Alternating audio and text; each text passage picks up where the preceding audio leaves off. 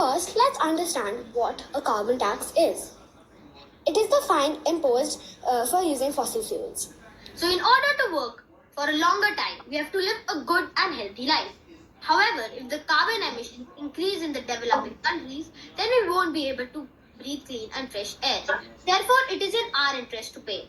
The points of our opposition, I also think that developing countries don't need to pay the taxes yet. Developed countries have a much higher per capita carbon footprint than developing countries. 2 seconds to understand two things. One is understand what is developing countries and what is carbon taxation. And my opponent argues that individuals are responsible for climate change. I would like to state that individuals with their narrow goals lack the resources, influence, and even the willpower necessary to enact widespread, impactful change on their own.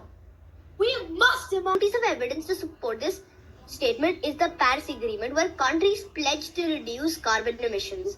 However, without citizen support and participation, some governments have faced challenges in implementing the necessary policies to meet these targets. In the course of this debate, my teammates and I will tell you how important it is to not use religion in the environmental movements.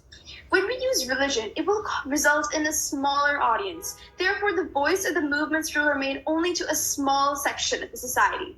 For example, in India, pollution under control or PUC certificate is a must to minimize carbon emissions from all vehicles. Violence may divert attention from pressing issues that require immediate action currently. Slow violence such as ongoing habitat loss, climate change and pollution poses long-term threats that demand urgent attention and mitigation efforts. For the future, the proposition has said that we should think of the future as well. But what about the present?